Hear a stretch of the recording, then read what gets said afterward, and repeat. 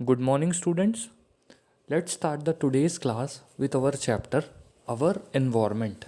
So, in today's lecture, we'll study about how do our activities affect the environment. इस line का मतलब ये है कि हमारी जो एक्टिविटीज़ हैं, हमारी कैसी एक्टिविटीज़ हैं जो हम गाड़ियाँ चला करके, इंडस्ट्रीज़ वगैरह चला करके पोल्यूशन करते हैं, तो वो इन्वायरमेंट को कैसे अफेक्ट करता है. ओके, तो ये सारी चीज़ों के बारे में हमको पढ़ना है इस लेक्चर में.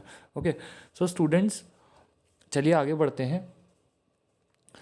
We are an integral part of the environment. हम हमारे इन्वायरमेंट मतलब क्या होता है? हमारे आसपास जो वातावरण होता है वो हमारा इन्वायरमेंट होता है.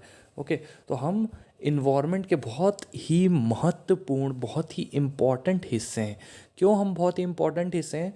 क्योंकि हम इन्वायरमेंट को बैलेंस कर सकते हैं. Okay, changes in the environment affect us and our activities change the environment around us. environment में जो change होते हैं वो हमको affect करते हैं. ओके, और जो हमारी एक्टिविटीज़ हैं वो भी इन्वायरमेंट को चेंज पहुंचाती है. मतलब ये चेंज होता है इन्वायरमेंट में हमारी एक्टिविटीज़ के द्वारा. जैसे हमने इंडस्ट्रीज़ लगाई, पहले किसी एरिया पे जंगल था. ओके, बहुत सारे पेड़ थे वहाँ पर, बहुत सारी अच्छी ऑक्सीजन होती थी दिन में. ठीक है, बहुत सारे अच्छे फ्रूट्स वगैरह होते थे. बट वहाँ पर एक इंडस्ट्री आ गई, पूरे जंगल कट गए. ओके, पूरे जंगल कटने से क्या हुआ? वो इंडस्ट्री बहुत ज़्यादा पोल्यूशन करती थी. ओके, तो पोल्यूशन करने से जो वहाँ का इन्वायरमेंट है उसमें ऑक्सीजन का लेवल कम हो गया, कार्बन डाइऑक्साइड और दूसरी हार्मफुल गैसेस का लेवल ज़्यादा हो गया. ओके, तो ये हमारी एक्टिविटीज़ के कारण इन्वायरमेंट को जो नुकसान पहुँचता है या जो चेंज होता है वो इन्वायरमेंटल चेंज कहलाता है. Okay, we have already seen in class 9th how our activities pollute the environment. हमने क्लास 9th में ऑलरेडी देखा हुआ है कि कैसे हमारी हरकतों से इन्वायरमेंट को, हमारे वातावरण को नुकसान पहुंचता है. In this chapter we shall be looking at two of the environmental problems in detail, that is depletion of ozone layer and waste disposal. दो प्रॉब्लम हैं. इस चैप्टर में हम उन दो प्रॉब्लम को बहुत ही विस्तार से और बहुत ही डीपली पढ़ेंगे. वो दोनों प्रॉब्लम कौन सी है? Depletion of ozone layer and waste disposal. Okay, कि ओजोन लेयर का ख़त्म होना और वेस्ट का डिस्पोज होना. ओके, तो पहला है ओजोन लेयर और ये कैसे ख़त्म हो रही. देखिए, ओजोन लेयर होता क्या है? ओजोन लेयर पता करने से पहले सबसे पहले आपको ये पता होना चाहिए ओजोन क्या होता है. देखिए, हमारा जो ऑक्सीजन है उसको हम बोलते हैं O2. ऑक्सीजन को O2 बोलते हैं. O2 क्यों बोलते हैं? क्योंकि दो ऑक्सीजन के मॉलिक्यूल आपस में जुड़े होते हैं डबल बॉन्ड से. ओके, तो जब दो ऑक्सीजन के मॉलिक्यूल आपस में चिपके होते हैं तो वो O2 गैस बना लेते हैं, ऑक्सीजन गैस बना लेते हैं. ओके, और जब इस ऑक्सीजन गैस से कोई तीसरा ऑक्सीजन चिपक जाता है तो वो बना लेता है O3. इसी O3 को बोलते हैं ओजोन. O3 मतलब तीन ऑक्सीजन एक साथ जुड़े हुए हैं, वो बना लेता है ओजोन. ये ओजोन बहुत ही ज़्यादा पॉइजनस गैस होती है. ये गैस क्या करती है? हल्की होने के कारण एटमॉस्फेयर में ऊपर चली जाती है, जहाँ बादल होते हैं उसके भी ऊपर. ओके, तो ये गैस वहाँ जाके इकट्ठा हो जाती है एटमॉस्फेयर में. ठीक है, अब ये गैस होती तो बहुत जहरीली है, लेकिन इसका एक फ़ायदा होता है. अगर ये अर्थ से बहुत ज़्यादा ऊपर है तो सन की बहुत ज़्यादा हार्मफुल किरणों को अर्थ तक नहीं पहुंचने देती. ओके, सन से निकलती हैं इंफ्रारेड रेज, अल्ट्रावायलेट रेज. तो जो अल्ट्रावायलेट रेज हैं उनसे स्किन कैंसर हो जाता है. तो उन अल्ट्रावायलेट रेज को ये ओजोन लेयर रोक देती है. ओके, वो अर्थ तक नहीं पहुंचने देती. ओके, तो क्या हो रहा है? ओजोन लेयर ख़त्म हो रही है अंटार्कटिका में और दूसरे दुनिया के हिस्सों में. उसका रीज़न ये है कि जो ग्लोबल वार्मिंग हो रही, ग्लोबल वार्मिंग कैसे होती है ये मैं आपको बता देता हूँ. देखिए, क्या होता है जब इंसान बहुत सारी इकोनॉमिक एक्टिविटीज़ करने लगता है. इकोनॉमिक एक्टिविटीज़ मतलब पैसा कमाने के लिए उसने इंडस्ट्रीज़ डाली, बेहिसाब पेड़ों की कटाई की, जंगल ख़त्म किए. ओके, बहुत सारी इंडस्ट्रीज़ डाली, फैक्ट्रीज़ डाली, गाड़ियाँ बनाई. तो पूरी दुनिया में बहुत सारी गाड़ियाँ और बहुत सारा फ्यूल यूज़ होने लगा। ओके, ईंधन की खपत होने लगी, फ्यूल की खपत होने लगी। तो जो फ्यूल की खपत हो रही है पूरी दुनिया में, उस फ्यूल से, व्हीकल से और इंडस्ट्रीज से हार्मफुल गैसेस निकलती हैं। Carbon dioxide, nitrogen dioxide, sulphur dioxide, carbon monoxide. जो हम घर पे रेफ्रिजरेटर यूज़ करते हैं, जो हम घर पे एसी यूज़ करते हैं, एयर कंडीशनर, तो इन सब में फ्रियोन भरी होती है। ये एक तरह की क्लोरोफ्लोरोकार्बन है। क्लोरोफ्लोरोकार्बन क्या होते हैं? ये हमारे एटमॉस्फेयर को नुकसान पहुंचाते हैं। तो ये सारी गैसेस मिलकर के क्या करती हैं, जो भी एटमॉस्फेयर की हीट है यानी गर्मी, उसको ट्रैप कर लेती हैं। ट्रैप करने का मतलब एब्जॉर्ब कर लेती हैं, अपने पास उस गर्मी को रख लेती हैं। तो पूरे अर्थ का जो एटमॉस्फेयर है, पूरे अर्थ की जो हवा है, वो गर्म हो जाती है। ओके, वो धीरे धीरे गर्म होने लगती है। तो ये जो गर्म हवा है, ये मैं आपको बताऊं, ये गर्म हवा के कारण क्या होता है कि जो बर्फ़ है अंटार्कटिका वगैरह में, जो पोल्स में बर्फ़ है वो पिघलती है। बर्फ़ के पिघलने से क्या होता है, समुद्र के पानी का जो लेवल है, ओशन के पानी का लेवल वो बढ़ रहा है। तो हर जगह सुनामी आ रही है, बाढ़ आ रही है। तो ये सारी चीज़ें ग्लोबल वार्मिंग के कारण हो रही। ग्लोबल वार्मिंग का मतलब दुनिया का गर्म होना। दुनिया कैसे गर्म हो रही? यही हार्मफुल गैसेस जो हमारी इंडस्ट्रीज़, फैक्ट्रीज़ और कार्स वगैरह से निकली हैं, ये हार्मफुल गैसेस जो हैं इस पूरे अर्थ को धीरे धीरे गर्म कर रही हैं। ओके, तो चलिए हम रीड करते हैं और ये पता लगाते हैं कि एनसीईआरटी क्या कहना चाहती है। ओजोन और O3 is a molecule formed by 3 atoms of oxygen. Ozone जो मॉलिक्यूल है O3 का, वो ऑक्सीजन के 3 एटम से मिलकर बना है। While O2 which we normally refer to as oxygen is essential for all aerobic forms of life. वहीं जो हम ऑक्सीजन की बात करें, O2 की बात करें, तो ये एक एरोबिक जीवन के लिए बहुत ज़रूरी है। मतलब जैसे हम हैं, इंसान, जानवर, हम सब ऑक्सीजन पे डिपेंड होते हैं अपने फूड के ब्रेक डाउन के लिए। हम सांस लेने के लिए ऑक्सीजन पे डिपेंड होते हैं, रेस्पिरेशन के लिए ऑक्सीजन पे डिपेंड होते हैं। ओके, तो ये जो ऑक्सीजन है, ये बहुत ज़्यादा ज़रूरी है हमारे जीवन के लिए और जानवरों के लिए भी। Ozone is a deadly poison. Ozone एक खतरनाक जहर है। However at higher levels of atmosphere के हायर लेवल्स में ozone performs an essential function. Higher level of atmosphere में ओजोन जो है वो एक ज़रूरी फंक्शन परफॉर्म करता है। It shields the surface of the earth from ultraviolet radiation. Ozone earth को अल्ट्रावायलेट रेडिएशन से बचाता है, यूवी रेडिएशन से। Okay, this radiation is highly damaging to organisms.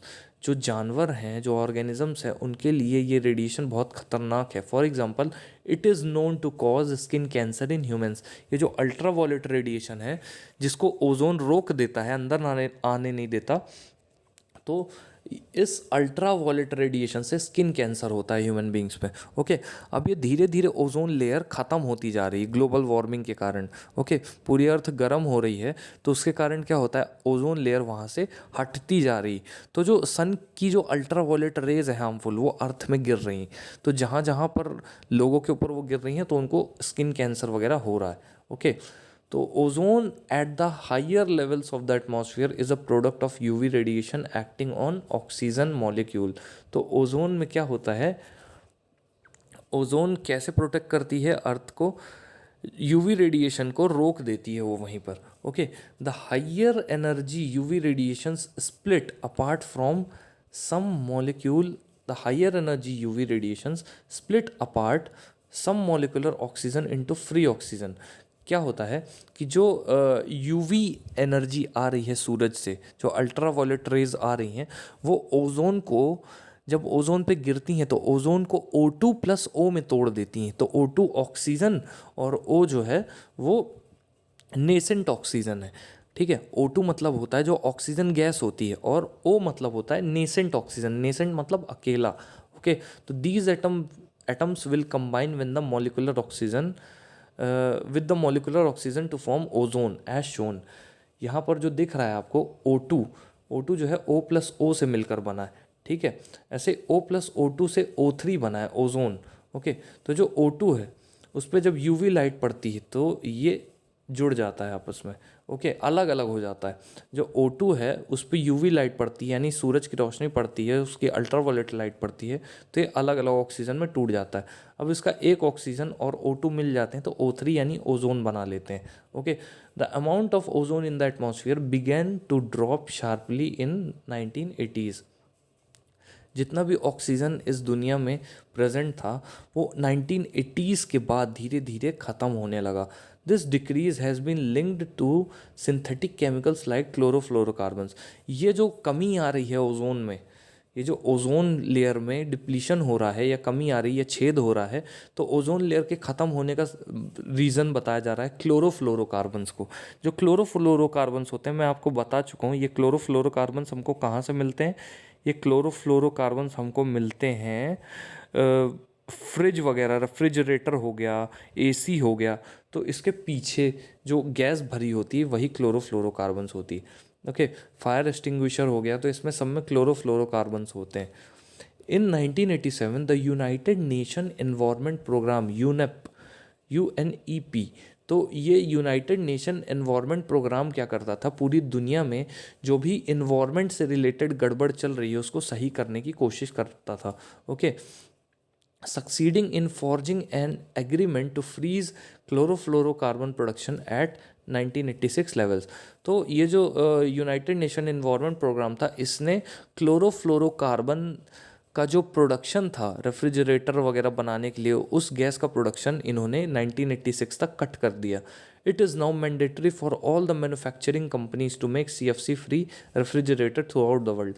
अब उसके बाद से क्या हुआ कि ये हर रेफ्रिजरेटर बनाने वाली कंपनी को ये बोला जाने लगा कि आप क्लोरोफ्लोरोकार्बन फ्री रेफ्रिजरेटर बनाओगे, ऐसा रेफ्रिजरेटर बनाओगे आप जिसमें क्लोरोफ्लोरोकार्बन्स का यूज़ नहीं होगा, okay.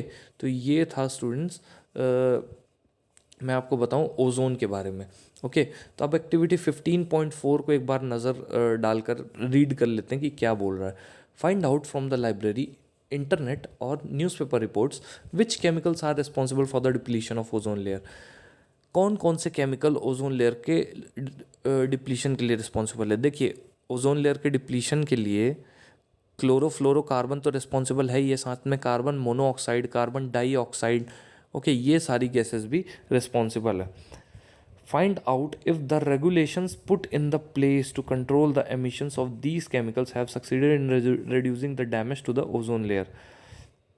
Has the size of hole in the ozone layer changed in recent years? अभी कई कई जगह ऐसा बोला जा रहा था कि ओजोन लेयर का जो होल है वो धीरे धीरे भर रहा है, ओके। क्यों? क्योंकि जो पॉल्यूशन वगैरह है वो कम हो रहा है। इंडस्ट्रीज़ को स्ट्रिक्ट वार्निंग दे दी गई है कि आप पोल्यूशन, एयर पोल्यूशन को कंट्रोल करिए, ओके। और जितने भी व्हीकल्स थे वो इलेक्ट्रिक व्हीकल्स में कन्वर्ट हो रहे हैं, तो इलेक्ट्रिक व्हीकल्स किसी तरह का कोई धुआं नहीं करते हैं, ओके। तो ये सारे स्टेप्स लिए जा रहे हैं ताकि ओजोन लेयर प्रोटेक्टेड रहे। अब अगला हमारा स्टेप है managing the garbage we produce. अभी तक हमने ओजोन लेयर के बारे में पढ़ा, अब अगला स्टेप हमारा था कि कैसे हम गार्बेज यानी कचड़े को कैसे मैनेज करेंगे। जो हमारे घर से कचड़ा निकलता है, जो हमारे शहर से कचड़ा निकलता है, उसको हम कैसे मैनेज करेंगे। In our daily activities we generate a lot of material that is thrown away. हमारी डेली एक्टिविटीज़ में, हमारी रोज़मर्रा के जीवन में बहुत सारी ऐसी एक्टिविटीज़ हैं, ओके, जो हम करते हैं और उनसे बहुत सारा ऐसा कचरा पैदा होता है, बहुत सारा ऐसा कचरा पैदा होता है जो हम फेंकने जाते हैं या फिर हम इकट्ठा करके रखते हैं, ओके। तो इनमें से कुछ कचड़े देखिए, जैसे सब्ज़ी है तो सब्ज़ी के कुछ टुकड़े हो गए, सब्ज़ी का कचड़ा हो गया, वो ऑर्गेनिक वेस्ट में आ गया, ठीक है। फिर पॉलीथीन वगैरह, पॉलीथीन बैग्स वगैरह हो गए, फालतू के पेपर वगैरह हो गए, घर पे झाड़ू पोछा लगता है तो उसका कचड़ा होता है। तो बहुत सारी अलग अलग वेस्ट प्रोडक्ट निकलते हैं, वेस्ट मटेरियल निकलते हैं। What happens after we throw them away, जब हम उनको फेंक देते हैं, खासकर जो चिप्स वगैरह के पैकेट होते हैं, तो वो उनका क्या होता है। Let us perform an activity to find out answers to these question. इन क्वेश्चंस का आंसर पता लगाने के लिए हमको इस एक्टिविटी को गौर से पढ़ना पड़ेगा। Activity 15.5, collect waste material from your homes. अपने घर से जो वेस्ट मटेरियल है यानी जो कचड़ा है उसको इकट्ठा करिए। This could include all the waste generated during a day. इस वेस्ट मटेरियल में आपने दिन में जितना भी वेस्ट मटेरियल जनरेट किया है वो सब इकट्ठा करिए, like kitchen waste, spoiled food, vegetable peels, used tea leaves, milk packets, empty cartons, ये सारा waste paper, empty medicine bottles, okay, strips, bubble packs, old and torn clothes and broken footwear. तो ये चप्पल, जूते, कॉपी, किताब जो पुरानी है, वो सारा का सारा वेस्ट प्रोडक्ट जो है आपको इकट्ठा करना है। Bury this material in a pit in the school garden और if there is no space available. ये जितना भी कचरा आपने इकट्ठा किया है इसको एक गड्ढे के अंदर दफना दीजिए, इस गड्ढे के अंदर डाल दीजिए। Okay, you can collect the material in an old bucket, flower pot and cover it with at least 15 centimetre of soil. और कम से कम 15 सेंटीमीटर की मिट्टी से इसको ढक दीजिए। Keep this material moist and observe a 15 day interval. इस मटेरियल को जो भी आपने दफनाया उसको गीला रखिए थोड़ा थोड़ा पानी डाल के, और 15-15 दिन में देखते रहिए। What are the materials that remain unchanged over the long periods of time. ऐसे कौन से मटेरियल आपको देखने मिलेंगे जो आपने गड़ाया था और आपने 15 दिन बाद देखा तो वो एज इट इज़ मिले, उनमें कोई चेंज नहीं आया। देखिए, चाहे 15 दिन बाद देखें चाहे 50 साल बाद देखें, एक ऐसा मटेरियल है जिसमें कोई चेंज आसानी से आता नहीं, वो है प्लास्टिक।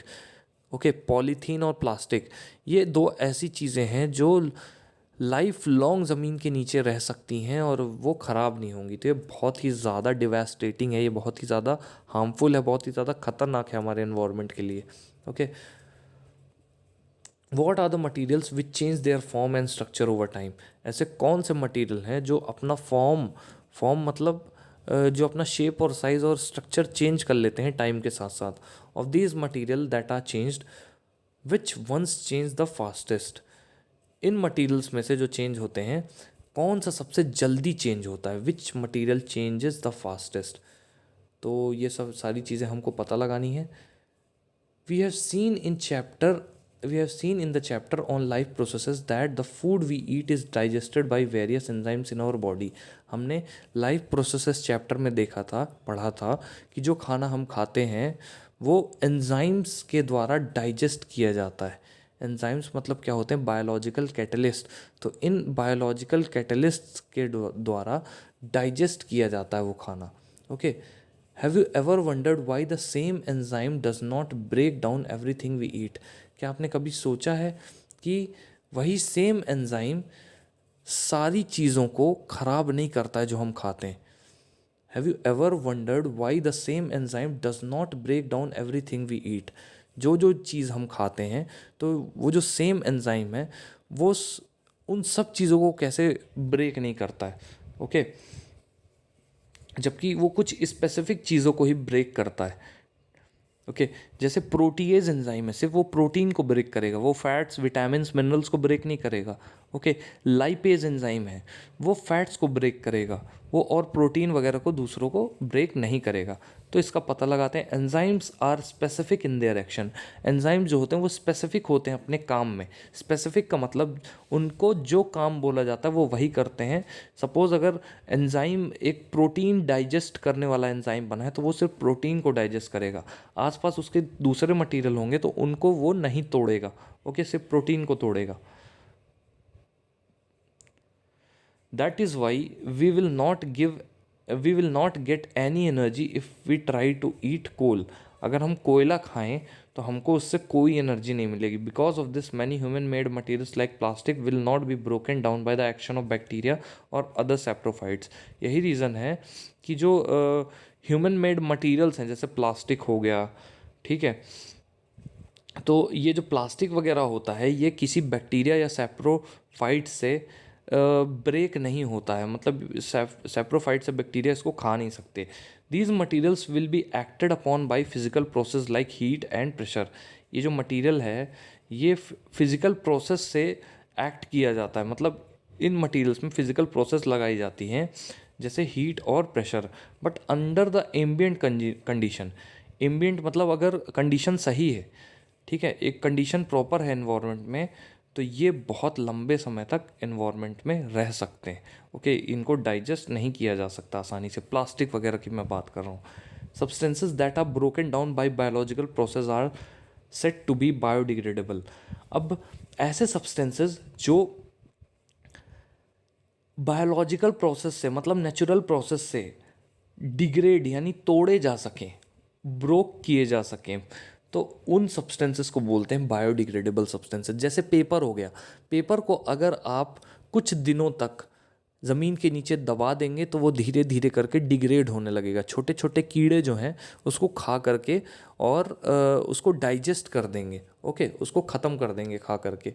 तो पेपर जो है वो एक बायोडिग्रेडेबल सब्सटेंस है, ओके। लेकिन जो पॉलीथीन है उसको 50 साल तक, 100 साल तक भी कुछ भी नहीं होगा, ओके, क्योंकि उसको कोई भी तरह का कीड़ा या सेप्रोट्रॉप जो है उसको डाइजेस्ट नहीं कर सकता, कोई फंगस वगैरह उसको डाइजेस्ट नहीं कर सकता। How many of the substances you buried were biodegradable. आपने जो एक्टिविटी में जो गड्ढा खोदा था, जिसमें आपने घर के अलग अलग सब्सटेंसेस को डाल दिया था, जिसमें चिप्स वगैरह के पैकेट भी थे, जिसमें आपने पेपर भी डाला था, जिसमें आपने पेंसिल के जो छिलके हैं वो भी डाला था, जिसमें आपने और भी कचड़े डाले थे, तो उसमें आप ये पाएंगे कि पेपर वगैरह तो धीरे धीरे डिग्रेड होने लग गया है, लेकिन पॉलीथीन और ये जो आपने चिप्स वगैरह के पैकेट डाले हैं, इनको कोई फ़र्क नहीं पड़ा है, ये एज इट इज़ हैं।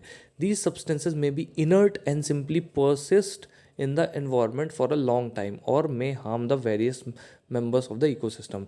ये जो सब्सटेंस है ये इनर्ट हो सकते हैं, इनर्ट मतलब रहेंगे ही, और एनवायरनमेंट में परसिस्ट कर सकते हैं बहुत लंबे समय के लिए, और may harm the various members of the ecosystem, और इकोसिस्टम को के बहुत सारे मेंबर्स को हार्म कर सकते हैं, ओके, मतलब नुकसान पहुंचा सकते हैं। एक्टिविटी 15.6 यूज़ द लाइब्रेरी और internet to find out more about biodegradable and non biodegradable substance. Library या इंटरनेट का यूज़ करिए ये पता लगाने के लिए कि बायोडिग्रेडेबल और नॉन बायोडिग्रेडेबल सब्सटेंस क्या होते हैं। How long are various non biodegradable substances expected to last in our environment. जो नॉन बायोडिग्रेडेबल सब्सटेंस हैं वो कितने लंबे समय तक इन्वायरमेंट में रहेंगे। These days new types of plastic which are said to be biodegradable are available। आज की डेट में जो नए तरह के प्लास्टिक हैं जिनको हम बोलते हैं बायोडिग्रेडेबल प्लास्टिक, वो अवेलेबल हैं। मतलब वो ऐसे प्लास्टिक हैं जो ज़मीन के नीचे जाने पर धीरे धीरे करके डाइजेस्ट हो जाते हैं या ख़त्म हो जाते हैं।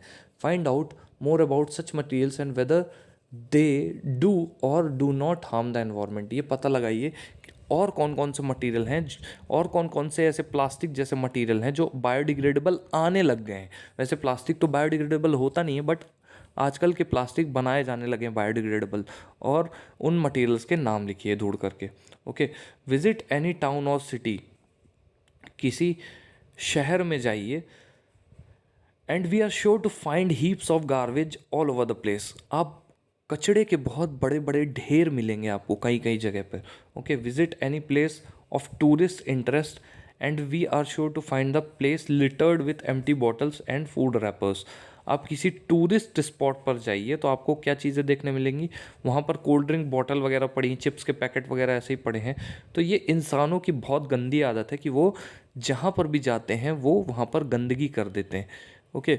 वो ये नहीं कि ऑर्गेनाइज तरीके से उसको जहाँ पर डिस्पोज करना चाहिए वहाँ पर डिस्पोज करें। चिप्स के पैकेट हो गए, कोल्ड ड्रिंक की बॉटल हो गई, और दूसरे तरह के नॉन बायोडिग्रेडेबल सब्सटेंस हो गए, वो पूरा कचरा वहाँ पर नेचुरल हॉट स्पॉट में या स्पॉट में या फिर नेचुरल ब्यूटी को ख़राब करने के लिए फैला देते हैं, okay. In the earlier classes we have talked about this problem of dealing with the garbage that we generate. हमने अर्लियर क्लासेस में ये देखा कि ये जो प्रॉब्लम है गार्बेज से डील करने वाली, तो इस प्रॉब्लम को हमको बहुत ही सीरियसली लेकर के डील करना चाहिए, ओके। चलिए एक्टिविटी 15.7 को पढ़ते हैं। इसमें क्या लिखा हुआ है, find out what happens to the waste generated at home. घर पर जो कचरा तैयार होता है उसके बारे में ढूंढें, ओके, कि क्या क्या कचरा इकट्ठा होता है। Is there a system in a place to collect this waste. क्या कोई सिस्टम है जगह पर जो इस वेस्ट को कलेक्ट कर सके। Find out how the local body यानी panchayat, municipal corporation and resident welfare association deals with the waste. तो ये जो लोकल बॉडी है यानी पंचायत, म्यूनिसिपल कॉरपोरेशन और रेसिडेंट वेलफेयर एसोसिएशन, ये सब कैसे डील करती हैं वेस्ट से। Are there mechanisms in place to treat the biodegradable and non biodegradable waste separately. क्या कोई ऐसा तरीका है जिससे बायोडिग्रेडेबल और नॉन बायोडिग्रेडेबल वेस्ट को अलग अलग किया जा सके। बिल्कुल है तरीका। Calculate how much waste is generated. अभी आप देख रहे होंगे गीला कचरा सूखा कचरा जो अभियान चला है, मोदी जी ने जो चलाया है, तो उसमें आपको क्लियरली दिख रहा होगा जो गीला कचरा है वो बायोडिग्रेडेबल वेस्ट है, जो सूखा कचरा है वो पॉलीथीन वगैरह है जो नॉन बायोडिग्रेडेबल है, एक तरह से देखा जाए तो। Okay, calculate how much waste is generated in a home at home in a day. Okay, how much of this waste is biodegradable, इनमें से कितना वेस्ट बायोडिग्रेडेबल है। मतलब पहले आपको ये देखना है कि घर पर कितना कचरा निकलता है डेली, और उस कचरे में से कौन सा कचरा बायोडिग्रेडेबल है, मतलब कौन सा कचरा ज़मीन के नीचे अगर दफना दिया जाए तो वो ख़त्म हो जाएगा, मतलब इन्वायरमेंट फ्रेंडली है। प्लास्टिक के जैसे वो 100 200 300 सालों तक ज़मीन के नीचे एज इट इज़ नहीं पड़ा रहेगा। Okay, calculate how much waste is generated in the classroom in a day. अपनी क्लास में जब आपकी क्लासेस चलने लगे तो ये पता लगेगा कि आपके क्लासरूम में कितना वेस्ट जनरेट होता है। How much of this waste is biodegradable, इनमें से कितना वेस्ट बायोडिग्रेडेबल है। Suggest ways of dealing with this waste, इस वेस्ट से डील करने के तरीके बताइए। एक्टिविटी 15.8, इसको भी पढ़ लेते हैं क्या बोलना चाह रहा है ये। Find out how the sewage in your locality is treated. आपके एरिया की जो नालियाँ हैं, जो गटर हैं, वो कैसे ट्रीट की जाती हैं, कैसे उनको साफ़ सफाई की जाती है, कैसे रख रखाव किया जाता है, तो ये सब आपको पता लगाना है। Okay, are there mechanisms in place to ensure that local water bodies are not polluted by untreated sewage. अगर किसी तरह का कोई तरीका है ये पता लगाने का कि जो लोकल वाटर बॉडीज़ हैं, लोकल वाटर बॉडीज़ का मतलब क्या होता है, तालाब हो गया, नदियाँ हो गई, तो ये लोकल वाटर बॉडीज़ में ये जो ये जो गटर है, गटर का पानी तो नहीं जा रहा है। Okay, find out how the local industries in locality treat their waste. ये पता लगाइए कि आपके लोकेलिटी में जो लोकल इंडस्ट्रीज़ हैं, फैक्ट्रीज़ हैं, वो अपने वेस्ट को कैसे ट्रीट करती हैं। Are there mechanisms in place to ensure that the soil and water are not polluted by this waste.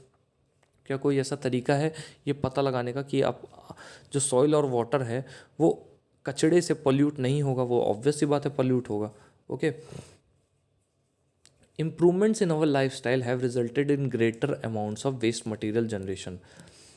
जो हमारे लाइफस्टाइल में इम्प्रूवमेंट आया है, जो हम अपनी लाइफस्टाइल को जो हमने सुधारा है, थोड़ा सा समझदारी हमारे अंदर ये आई है कि कचड़े को हर कहीं नहीं फेंकना है, उसको डस्टबिन में ही फेंकना है। Okay, changes in attitude also have a role to play.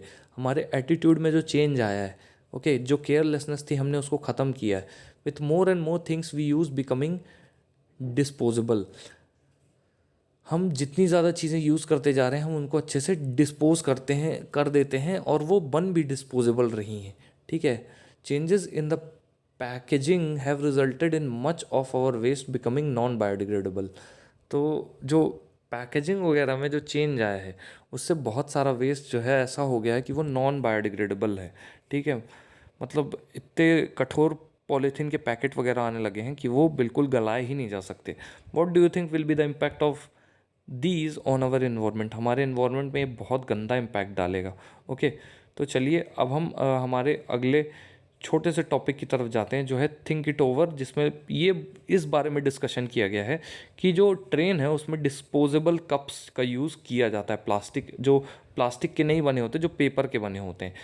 If you ask your parents they will probably remember a time when T in trains was served in plastic glasses. अगर आप अपने parents से पूछें तो ऐसा time उन्होंने देखा है कि ट्रेन वगैरह में प्लास्टिक के कप्स यूज़ किए जाते थे, which had to be return to the vendor, और इन कप्स को वेंडर को देना होता था। The introduction of disposable cups was held as a step forward for reasons of hygiene. अब जो डिस्पोजेबल कप्स आने लगे हैं पेपर बैग्स के, पेपर के, ओके, तो ये जो कप्स हैं ये इन्वायरमेंट को सही रखने के लिए बनाए गए हैं, मतलब इनसे इन्वायरमेंट पोल्यूट ना हो। ओके, ये अगर इन्वायरमेंट में फेंके भी जाएं, ये अगर कहीं पर फेंके भी जाएं तो इससे नेचर को नुकसान ना पहुंचे। No one at that time perhaps thought about the impact cause by the disposal of millions of these cups on daily basis. अब लाखों कप्स जो हैं वो डिस्पोज हो रहे थे, तो वो जो डिस्पोज्ड कप थे वो प्लास्टिक के थे। तो ये प्लास्टिक के डिस्पोज्ड कप जो हैं ये बहुत ज़्यादा पोल्यूशन कर रहे थे। क्यों? क्योंकि ये ख़त्म तो हो नहीं पाते हैं। सम टाइम बैक कुल्हड़, कुछ समय पहले कुल्हड़ चलने लगे थे। Okay, that is disposable cups made of clay. जो मिट्टी के कप आते हैं जिसमें चाय दी जाती थी, उनको कुल्हड़ बोलते हैं। ओके, ये मिट्टी के बनते थे। ये भी एक तरह के बायोडिग्रेडेबल होते हैं क्योंकि मिट्टी जो है वो नेचुरल होती है। आर सजेस्टर्स, ये जो कुल्हड़ थे ये ऑल्टरनेटिव की तरह सजेस्ट किए जाते थे। But a little thought showed that making these कुल्हड़s on a large scale would result in the loss of the fertile topsoil। ये जो कुल्हड़ है, इससे क्या हुआ कि जो टॉप सॉइल है, जो टॉप सॉइल मतलब क्या होता है, जो ऊपरी लेयर है जिसपे सारे क्रॉप्स, सारे प्लांट्स उगते हैं, उसको टॉप सॉइल बोलते हैं। ये फर्टाइल होती है। तो टॉप सॉइल को ये कुल्हड़ जो थे वो नुकसान पहुंचा रहे थे एक तरह से। Okay, now disposable paper cups are being used.